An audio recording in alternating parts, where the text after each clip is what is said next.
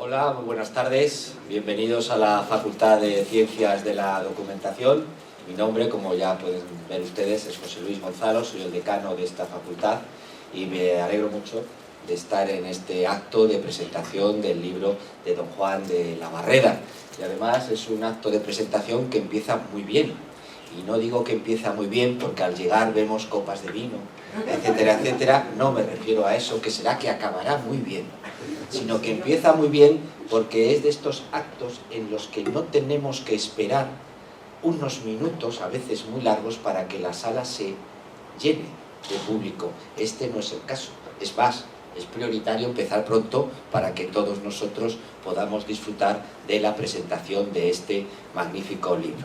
Quiero agradecer tanto a la Real Academia Matritense de Heráldica y Genealogía como naturalmente al autor que hayan escogido nuestra facultad para la presentación de esta obra.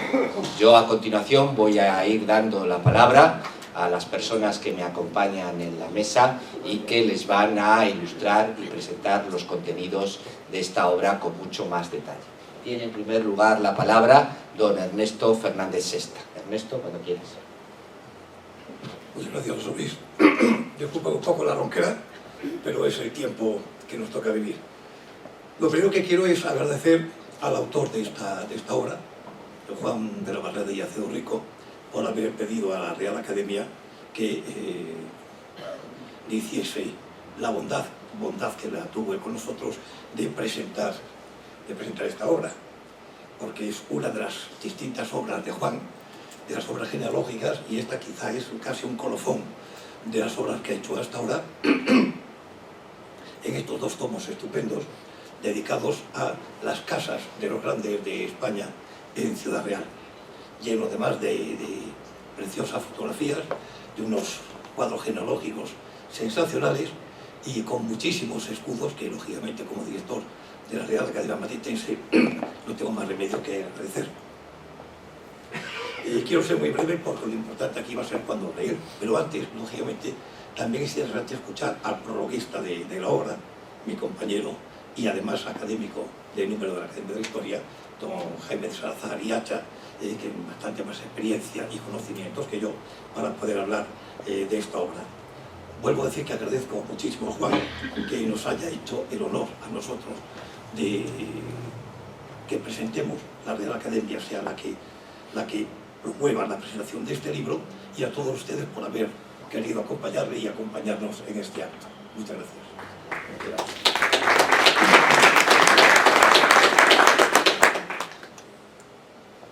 Tiene a continuación la palabra don Jaime de Salazar y Hacha.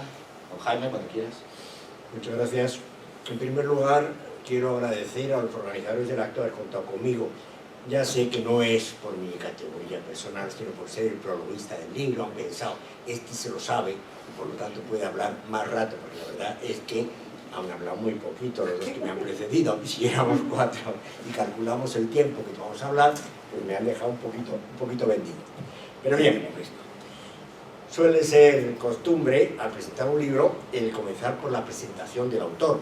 Pero teniendo en cuenta que todos los que estamos aquí hemos sido convocados por él, es un poco absurdo el que yo diga quién es el autor, porque todos lo conocemos perfectamente.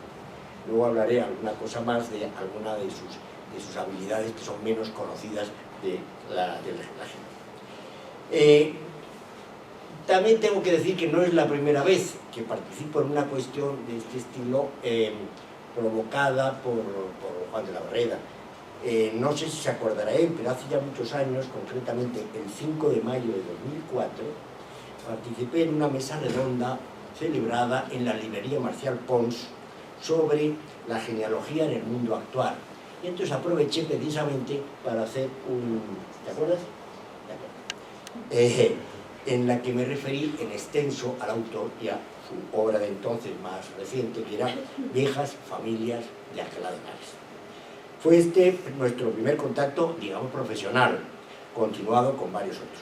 Así quiero recordar, probablemente no lo saben, que cuando fue elegido correspondiente de la Real Academia de la Historia, se me hizo el honor de encomendarme pronunciar el laudacio.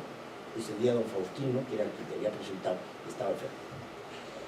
Y cosa que realicé con muchísimo gusto, y añado que, como todos he sabido, el autor de este prólogo de la obra de hoy, que hoy hablamos, es mío y también encomendado por el autor. He de subrayar aquí probablemente que este encargo que me hizo el autor está motivado por mi larga y constante dedicación al estudio de la grandeza de España, como primera dignidad nobiliaria de la monarquía española, teniendo en cuenta sobre todo que en esta obra Juan de la Barreda se propone ofrecernos un estudio genealógico pormenorizado de las casas de la grandeza de España, que tienen relación continuada con la hoy comunidad de Castilla-La Mancha, es decir, Cifuentes, Fuensalida, Oropesa, Orgaz, Escalón y Maqueda en Toledo, Santa Cruz y San Fernando de Quiroga en Ciudad Real, Moya y Cañete en Cuenca, e Infantado, Mondéjar, Pastrana, Torres, Tobar y Romanones en Guadalajara. Su método de exposición es la de un genealogista clásico, presentando el linaje por orden cronológico y deteniéndose en los principales méritos de cada personaje, de sus matrimonios e hijos. No obstante, hay que hacer hincapié en que Juan de la Barreda refiere siempre lo que podríamos definir como la memoria nobiliaria de los linajes, es decir, lo que ahora definiríamos como la verdad oficial, sin entrar a esclarecer la veracidad de sus tradicionales orígenes históricos, muchas veces magnificados, pero a los que el autor trata con lejanía y respeto y sin intentarlos discutir, siguiendo con ello una tradicional práctica memorialista que tiene varios siglos de antigüedad. En efecto, toda esta literatura nobiliaria tradicional, que yo califico con el nombre de memoria nobiliaria, compone un rico e ingente material que sirvió de fundamento en la sociedad estamental para la promoción del linaje. Hace ya unos años comentaba yo al iniciar uno de mis trabajos, parafraseando a Faustino Méndez Pidal, cómo los hombres de los siglos XVI a XVIII, cuando pretendían un ascenso en la milicia, en la administración pública o incluso un título del reino, solían redactar para ellos su correspondiente relación de méritos y servicios, lo que hoy denominaríamos como nuestro currículum vitae, que no se limitaba a referir lo que ellos habían prestado personalmente a la corona, a la sociedad, sino que también incluían los de sus padres, abuelos, tíos y los de sus otros antepasados. Algo que hoy nos puede dejar estupefactos. En nuestro tiempo lo calificaríamos incluso de políticamente incorrecto, pero que en aquella sociedad estamental resultaba perfectamente coherente, pues se entendía de forma universal que el individuo participaba de los méritos de sus antepasados y parientes, con los que tenían una comunidad de merecimientos y que estos merecimientos comunes se acumulaban en una entidad formada por todos los parientes y superior a ellos, es decir, el propio linaje. Una institución hoy casi menospreciada, pero a la que por entonces se atribuía por todos la función de estructurar la sociedad.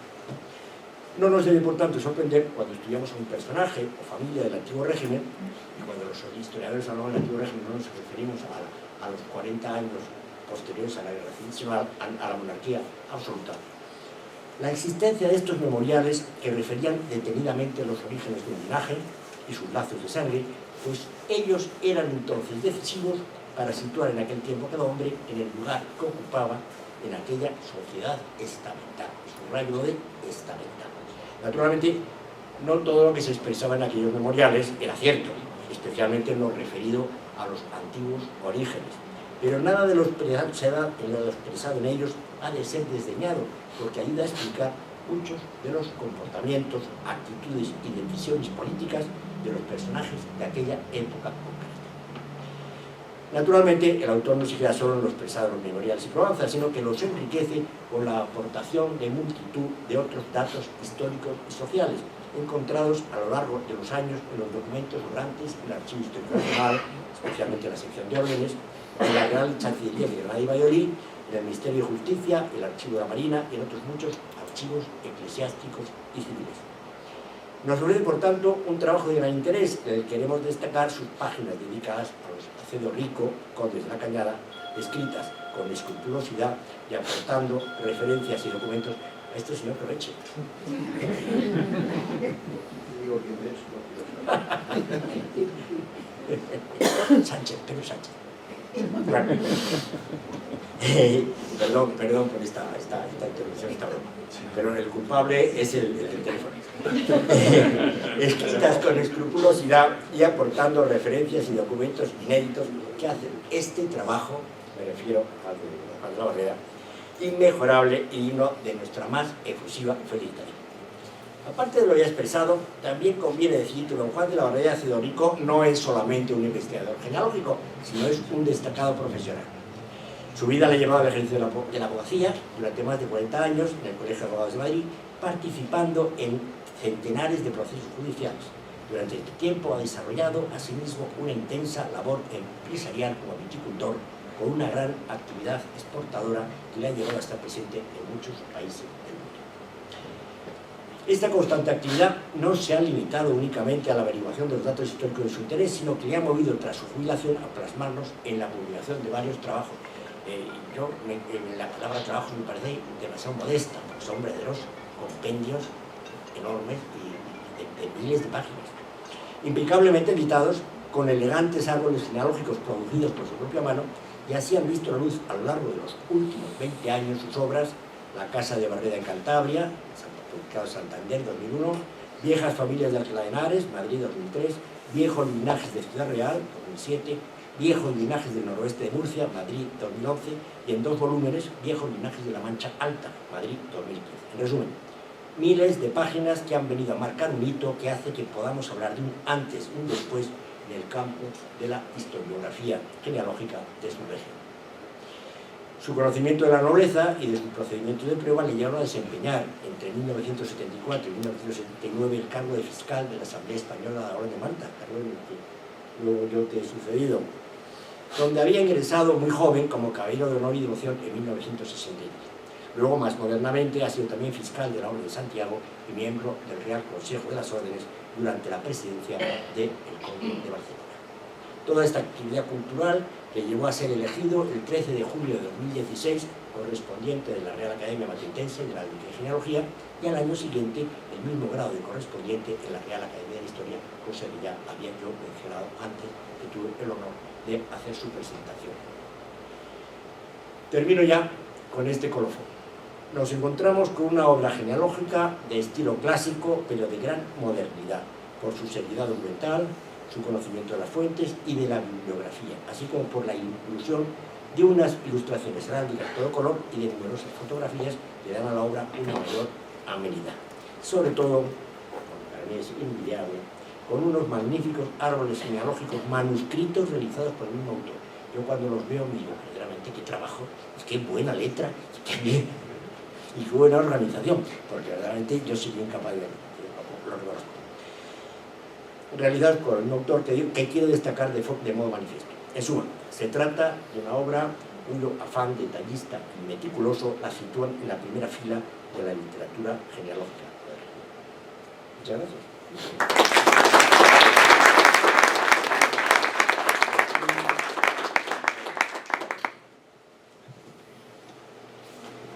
Muchas gracias, don Jaime. Tiene a continuación la palabra el autor, don Juan de la Barreda. Como quieras, don Juan. Buenas tardes a todos.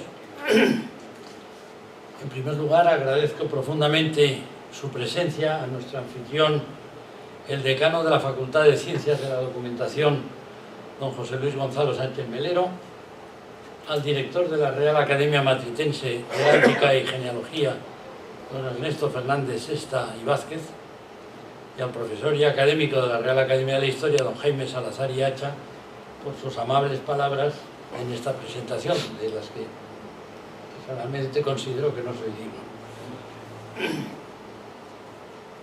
El motivo inicial de esta obra ha sido el estudio y conocimiento de los personajes importantes de la Casa Cedorrico, de la que mi madre, Concepción Acedo Rico y Sánchez de Ocaña, era lo que antiguamente se conocía como parienta mayor del linaje.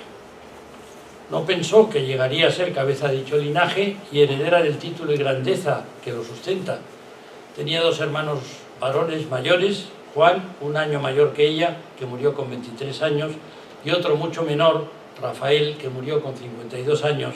Fallecieron solteros y sin sucesión, pero el destino caminaba en esta dirección. Este motivo inicial se fue ampliando con el deseo de recopilar, salvar y dar a conocer a los demás los datos e informes de que dispongo, evitando su pérdida y olvido, sobre la historia y personajes de esta casa que fueron importantes en su época y que sirvieron a España, a la sociedad y a la corona de forma muy notable, como se verá a lo largo de este trabajo. Nos referimos en primer lugar a don Juan Acedo Rico, primer conde de la Cañada, que después de haber sido ministro en diversos consejos en el reinado de Carlos III durante más de 25 años, acabó siendo gobernador del Consejo Supremo y Cámara de Castilla, que era la máxima autoridad después de la corona. Además de una intensa vida política y de ejecución de proyectos importantes realizados en los diversos consejos del reino y de diversas y delicadas comisiones encargadas por su majestad, fue un gran jurista que incluso estuvo encargado de resolver los conflictos de competencia surgidos entre los consejos entre sí y entre ellos y las más altas instituciones del Estado, y que entre otros muchos servicios y trabajos recopiló, sistematizó y publicó todo el conjunto de leyes civiles vigentes y dispersas que existían en su época en dos grandes tratados, los juicios civiles y los recursos de fuerza, que fueron obras que constituyen principio y antecedente del mejor derecho procesal español. De esta época se realiza un breve repaso sobre algunos de los principales acontecimientos del reinado de Carlos III, de sus grandes ministros Aranda y Florida Blanca, con los que don Juan Acedo Rico tuvo trato y colaboración, y el alcance de esta.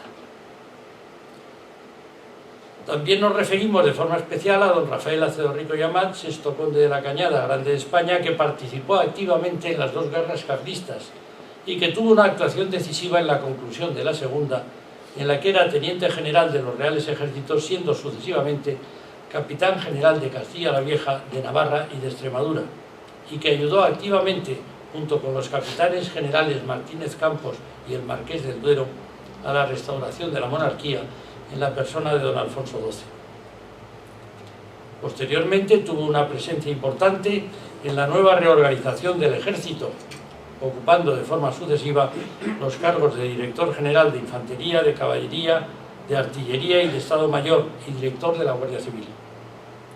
En esta ocasión realizamos también un breve repaso sobre algunos de los acontecimientos más destacados del reinado de Isabel II, de sus grandes defensores, los generales Narváez y O'Donnell, y de otros contrarios a ella como Prim y Serrano, los breves años del reinado de don Alfonso XII, así como la relación y participación que tuvo don Rafael con cada uno de ellos.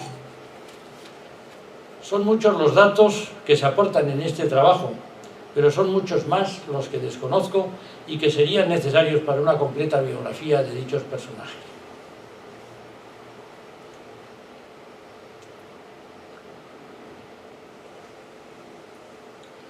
Por último, surgió el deseo de hacer un estudio genealógico de otras casas de grandes de España que estuvieron radicadas en las provincias de Castilla-La Mancha y muy vinculadas a ella, tanto en su creación como en sus primeras centurias, aunque posteriormente, a través de su larga historia de más de 5 siglos, hayan radicado en otras regiones o provincias. Estas familias descienden de personajes de gran relevancia en nuestra historia, de las que todos nos sentimos orgullosos, y han dejado un enorme patrimonio histórico y monumental en Castilla-La Mancha y en cada una de sus provincias, con una repercusión artística, cultural, turística y económica de grandes proporciones de cara a nuestro futuro.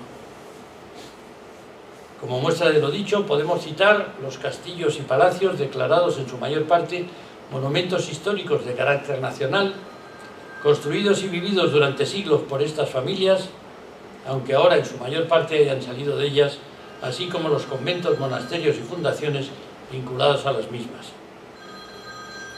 De esta manera estudiamos en este trabajo la genealogía de estas casas. En Toledo, ya lo ha repetido don Jaime Salazar, las casas de los condes de Cifuentes, los condes de Fuensalida, de Oropesa y de Orgaz, y las de los duques de Escalona y Maqueda. Leyendo el libro se da uno cuenta de la importancia que tuvieron a lo largo de los siglos estas casas en la historia de España. En Ciudad Real, la casa de los marqueses de Santa Cruz de Mudela y los duques de San Fernando de Quiroga.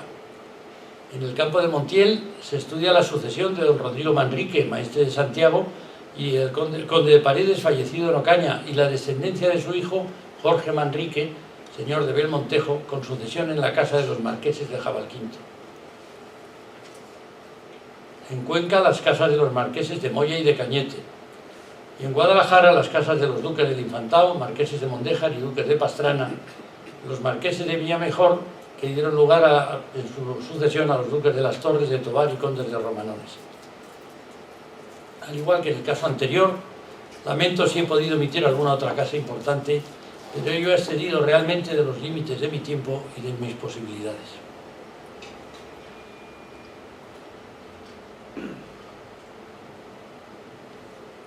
Un breve repaso de estas genealogías nos permite observar que en todas ellas durante los siglos XV, XVI y XVII sus individuos tuvieron cargos de gran responsabilidad en el gobierno de la nación, en relación con la política y con la milicia, siendo constantes los cargos de consejeros de distintos consejos, ministerios, virreyes, embajadores, generales y capitanes generales de los reales ejércitos, obispos, arzobispos y cardenales de la Iglesia.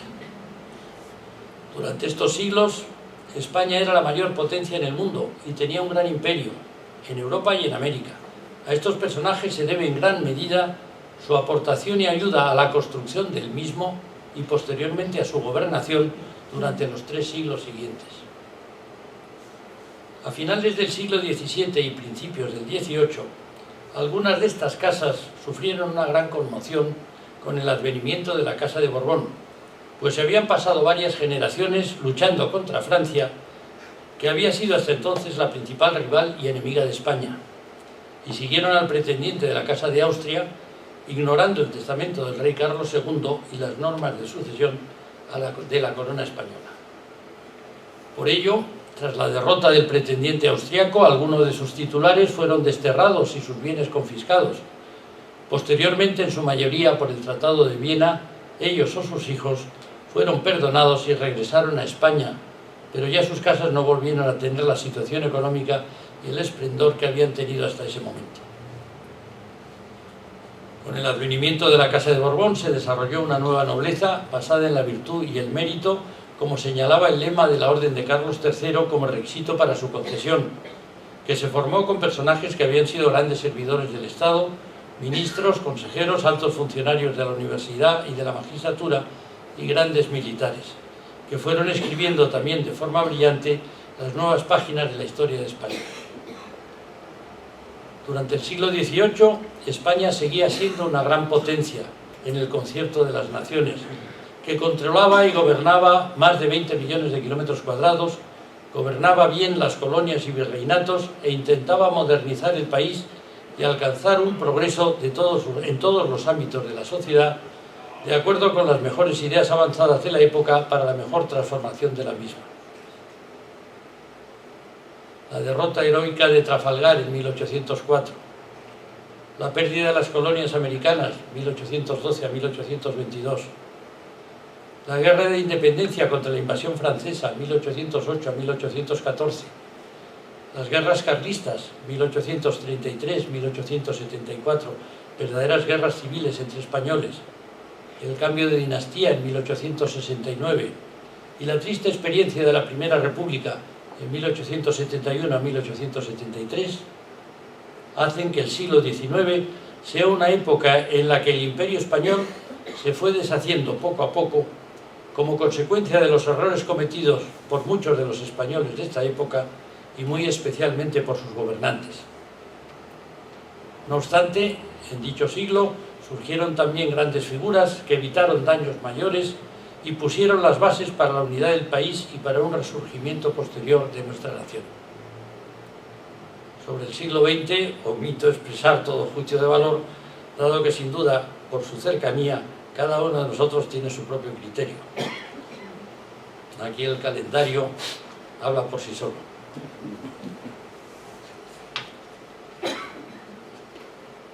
El conocimiento de la historia es necesario para poder corresponder a ella, cada uno en la medida de sus posibilidades, aportando nuestro pequeño grano de arena y transmitiendo su conocimiento a las generaciones futuras sobre la vida y circunstancias de las personas que la forjaron, circunstancias que en la mayor parte de los casos nunca fueron fáciles. En este punto conviene traer a la memoria a nuestro inmortal Cervantes, cuando ponía en boca del ilustre paisano don Alonso Quijano el consejo que daba a su fiel escudero Sancho cuando iba a ser gobernador de la ínsula Barataria. Recuerda, amigo Sancho, que la sangre se hereda y la virtud se conquista. La virtud vale por sí sola lo que la sangre no vale. Y la afirmación que realizaba en el capítulo 18 de la primera parte de su obra, cuando sentenciaba: «Sábete, Sancho, que un hombre no es más que otro si no hace más que otro». Por ello sirva el presente trabajo para facilitar el recuerdo de estas personas que sí hicieron más que otras, y el recuerdo de estas casas y sus personajes que han contribuido a escribir la historia grande de nuestra España y de la región de Castilla-La Mancha, de las que todos nos sentimos y debemos sentirnos orgullosos. Y en todo caso, expresar un profundo agradecimiento hacia aquel de quien todo se ha recibido. Agradezco de forma muy especial a mi querido y admirado amigo Jaime de Salazar y Hacha el cariñoso prólogo que realiza en esta obra, en el que desliza elogios surgidos de la amistad en los que no me reconozco. Jaime es uno de los mejores genealogistas españoles del momento actual.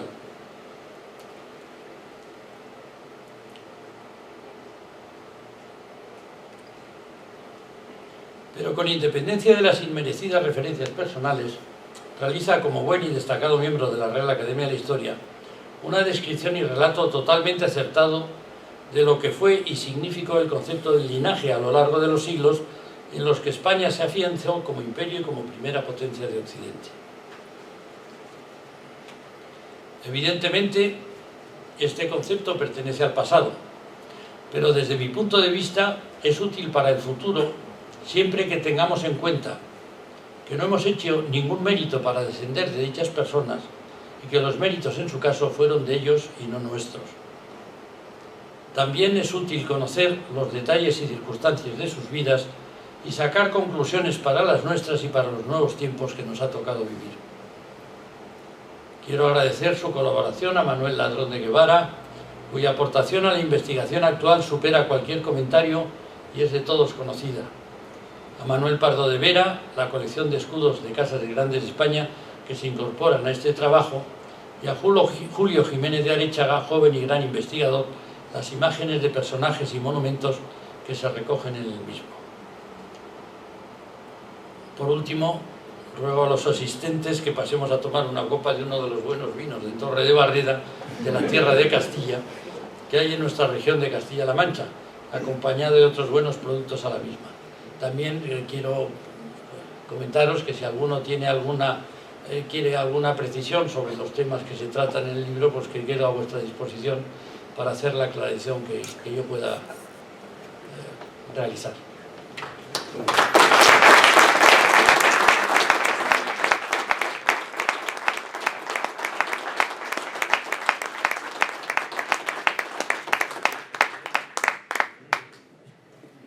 Muchas gracias, don Juan, no solo por tus generosas palabras, sino también por tu generoso trabajo, porque en estos dos volúmenes se ve que hay mucho de pasión y de generosidad por una labor, en este caso la reconstrucción genealógica que ha realizado usted y que la Real Academia Madrilense como institución ampara y desarrolla desde hace muchísimo tiempo con una fuerza y una potencia y una educación y una gentileza extraordinaria.